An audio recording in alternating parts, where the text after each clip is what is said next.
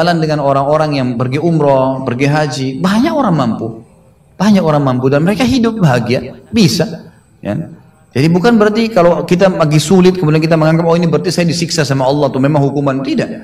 Antum harus berubah, kata Allah SWT, innallaha la yughayyiru ma biqaumin hatta yughayyiru ma bi anfusihim. Allah tidak akan mengubah nasib satu kaum sampai mereka mengubah nasibnya.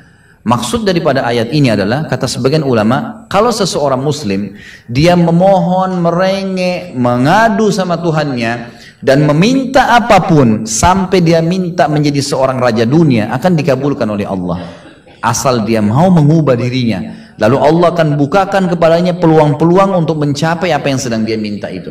Dan Allah sebaliknya akan mencukupkan kebutuhan seorang hamba kalau dia mengatakan cukuplah saya begini. Misal ada orang bekerja, dia dikasih sama Allah gaji, dia dapat gaji 2 juta, dimudahkan, dia diterima kerja seterusnya. Lalu dia mengatakan cukuplah seperti ini. Keluarga saya biayai 1,5 juta, sudah cukup, alhamdulillah, udah, nggak masalah. Allah cukupkan dia dengan itu. Tapi kalau ada orang tamak dengan rahmat Allah, enggak, saya mau begini, saya mau begitu, saya mau berusaha, lalu merengek minta kepada Allah, Allah akan kasih. Tapi prosesnya ada, karena kita di dunia ada proses. Makanya Umar bin Abdul Aziz rahimahullah mengatakan, sungguh saya ini memiliki pribadi yang tumuh. Tumuh itu orang yang selalu antusias mendapatkan yang terbaik. Beliau waktu jadi masyarakat biasa, beliau minta kepada Allah agar menjadi gubernur Madinah. Dan beliau mengatakan terus saya menggencot doa itu setiap malam sampai Allah kabulkan saya jadi gubernur Madinah. Gitu kan? Kemudian setelah itu saya memiliki antusias yang lebih besar untuk menjadi khalifah. Dan terus saya berdoa sampai Allah nobatkan jadi khalifah. Padahal Umar bin Abdul Aziz tidak bisa jadi khalifah pada saat itu kalau sesuai dengan jalur keturunan. Semestinya ada orang lain, dia memang keturunan Bani Umayyah, tapi bukan dia semestinya pada saat itu menggantikan khalifah. Tapi subhanallah sebelum meninggal khalifah sebelumnya, menulis surat bahwasanya yang datang setelah saya adalah Umar bin Abdul Aziz, padahal bukan dia. Makanya setelah Umar bin Abdul Aziz meninggal, kembali kepada keturunan raja yang pertama. Tapi Allah selipkan dia menjadi khalifah di situ. Dan dia mengatakan saya mendapatkan semua apa yang saya inginkan dengan tumuh saya, dengan antusias saya yang besar, dan saya mohon kepada Tuhan saya sampai Allah kasih. Jadi Allah kasih teman-teman sekalian. Tapi bagaimana kedekatan antum kepada Allah Subhanahu wa taala? Bagaimana kita merengeknya dengan Allah? Bagaimana kita memohonnya dengan Allah? Tidak ada yang mustahil. Coba terus minta sampai Allah kasih. Karena setiap seseorang hamba mengucapkan Rabbana atau Allahumma, atau kita mengatakan dalam maksudnya ya Allah, wahai Tuhanku. Begitu kita mulai memohon, itu sudah ada garis startnya ucapan kita, ada garis finishnya. Tinggal antum sabar sampai garis finish enggak? Banyak orang berdoa baru pertengahan sudah berhenti dengan alasan Allah belum kasih. Allah mau lihat ini orang benar nggak, serius nggak.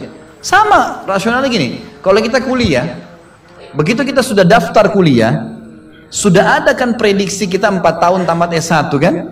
Oh iya, semester 1, semester 2, semester 3, sampai semester 8 misalnya. Ini yang saya tahu pada saat kami S1 di Madinah begitu ya. 1 tahun 2 semester, 1, 2. Tahun kedua 2, 3 dan 4 sampai semester 8 selesai S1. Baik, kita begitu daftar pertama sudah tahu saya akan kuliah 4 tahun nih. Kalau saya lulus selama 4 tahun saya akan lulus menjadi S1. Kita sudah tahu kan.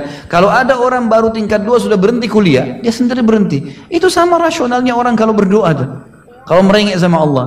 Sabar sampai titik klimaksnya, kita akan dapat ijazahnya, kita akan dapat apa yang kita inginkan, gitu kan? Tapi kalau orang terburu-buru, tergesa-gesa, dia tidak dapat. Jadi selalu tamak terhadap rahmat Allah, dan itu bagian daripada ibadah. Allah SWT menyuruh kita tamak dengan rahmatnya, ya. Kita disuruh berdoa dengan khaufan wa tama'a.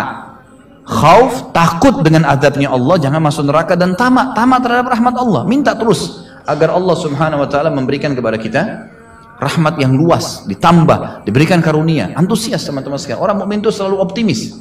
Tidak ada kata-kata pesimis, tidak ada kata-kata putus asa, nggak ada kata-kata dendam. Berlalu, qaddarallah ma syaa fa'al. Allah sudah takdirkan dan sudah terjadi. Kata Nabi SAW, kalau terjadi sesuatu pada kalian, katakan Allah sudah takdirkan, sudah terjadi. Buka lembaran baru, jalan sekarang, gitu kan?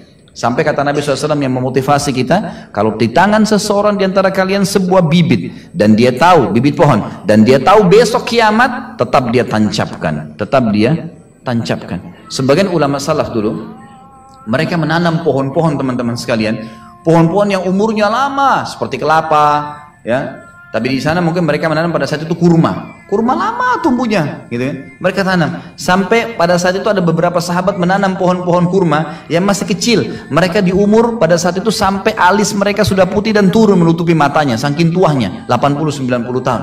Ditanya oleh murid-muridnya, kenapa anda masih menanam seperti ini? Di umur seperti ini, gitu kan.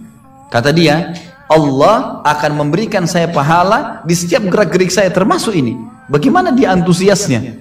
Artinya ada hadis Nabi mengatakan tidak ada seseorang yang menanamkan sebuah pohon kecuali kemudian ada burung yang hinggap di situ atau manusia ya yang hinggap bernaung atau mungkin hewan-hewan ulat atau